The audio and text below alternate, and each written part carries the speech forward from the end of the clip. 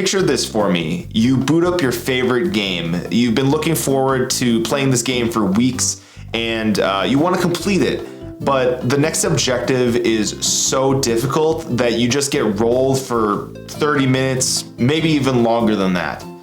What can we learn from these failures? And is there anything salvageable from these experiences that we can take over to our real lives?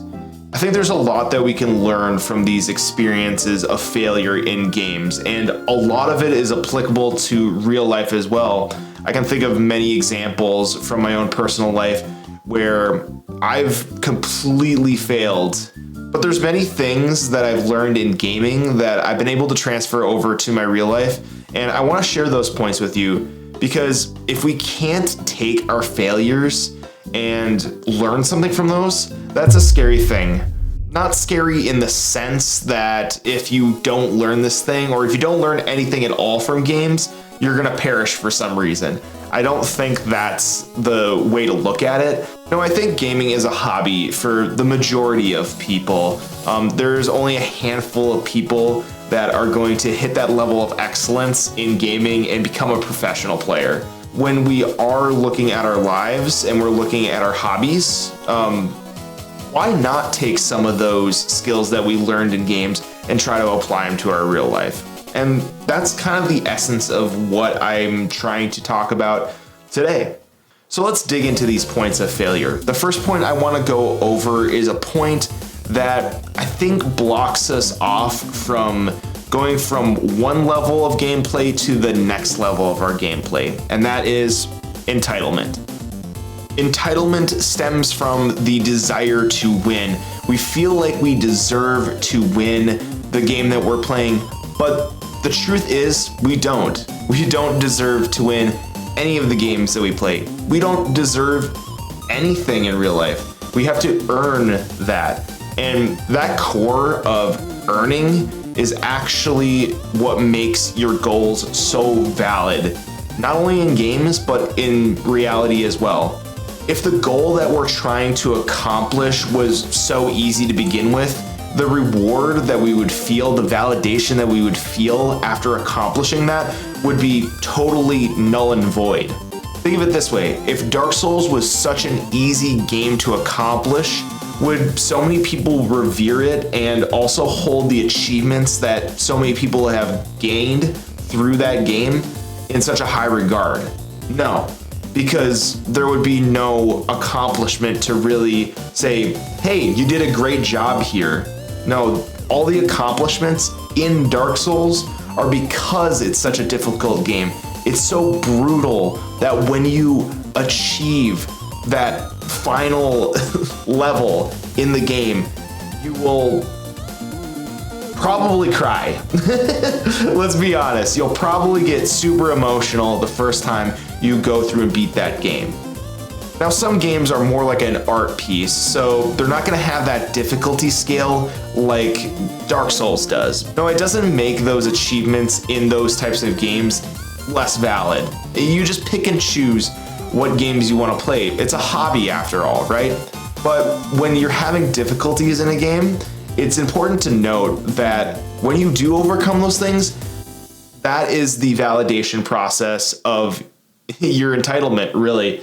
You feel like you're entitled to accomplish this, but once you do accomplish it, that's when you're validated. The second thing I would like to cover is blaming. Blaming your team, blaming the controls of the game, blaming cheaters. And I'm no saint when it comes to this either. This is something that I'm actively trying to work out of my system as well. Because I play a lot of Counter-Strike. I play a lot of FPSs just in general. And one of the things that is always in the back of my mind is, am I getting scammed out of a win here because somebody's cheating in the game? And I've actually gone over my demos very often and found out the other person just outfragged me. It's not my fault. And that's the thing, even though it's not my fault that I lost, other than me just having poor skill at the game, it's put me in this victim role of I can't actually get better because there are people cheating, because my teammates suck, right? rather than putting myself in a position of, hey, you know what? This person is better than me. They're amazing at the game. They're more amazing than I am. And taking that as a motivational factor to then make myself better at that game in the long run. Drilling my spray patterns, making sure that I know where to throw smokes and where to throw nades. These are the things that once you get out of this blaming mentality and you finally look at, you know, whatever game it is that you're playing or whatever thing you're trying to accomplish in your real life, you finally look at life as, I can achieve this. It's no longer a requirement on somebody else. It's a requirement on yourself. If you want to get better, just get better. Get good, scrub. Damn, son. You know I only tell the truth. And maybe it is a game that's casual for you. You know, you don't have to get better at a game just because this other person's better at this game. I really think the motivation should come from within you. You shouldn't look at outside factors and say, I want to be this person. It's easy to get caught up in that loop too. Allow me to indulge myself for a moment. When you take an outside factor and you try to make it your internal motivation, everything is contingent on that outside factor. I'll take Shroud for an example. I look up to Shroud as someone who is one of the best, if not the best, Counter-Strike players I have ever witnessed. But my goal of being just like Shroud comes from him, comes from his status as a person in the FPS genre. I may not be able to even compare to his level of gameplay. I may never in my entire life be able to get to that level.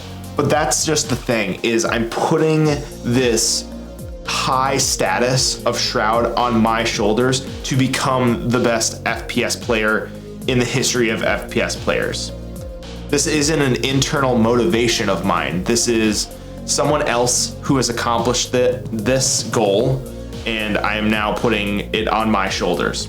Now, it'd be a different story if I first started at looking at Shroud and going, hey, this person is very, very good at this game. I would like to aspire to be that way as well. And basically the same concept, but it's not looking at that person and going, oh, wow, there's the benchmark. It's like, because that person's the benchmark, I am looking at you and wanting to become that, right? Just like how you could look at Mr. Beast and say, wow, he is the most amazing YouTuber ever. And I would like to be an amazing YouTuber as well, but I'm not gonna be Mr. Beast. I'm gonna be Gurky HD, right? That's who I've chosen to be, and that's who I'm gonna refine. You know, the Mr. Beastification has been a long time standing on the YouTube platform for the last 2 years, 3 years, but I'm not looking to be Mr. Beast. When it comes to failing, it's very easy to fall into that trap of it's someone else's deal, it's not my problem. But the introspectiveness of looking at yourself and trying to become better, that is ultimately what's going to lead you down a far deeper level of success than blaming someone else for your failures.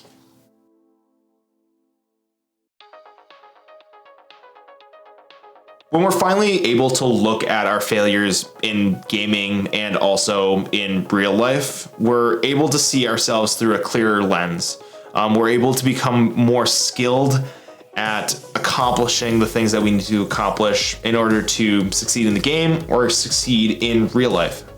And these skills that we acquire are going to be incremental at best, but the thing is, as we progress throughout life, as we progress throughout our gaming hobbies, careers, whatever it is, we're gonna eventually move forward. And like I said, it's incremental changes over time, which means we may not leap forward like we thought we might. The thing is, even though time is limited, we have so much time. Think of it this way. We have 24 hours in the day, right? We'll say 8 of that is towards sleeping on average, and we're gonna be working around 8 hours as well. Some areas of the world, you may have a different timeline than that, but For most of us, we're going to be sitting at 8 hours left in the day. And that's a third of our day, but it's still a lot of time. You have no idea how much you can accomplish in 8 hours. If I had to boil all of this down into one sentence, it would be introspective. Be able to look at yourself critically and think carefully about the decisions that you're making.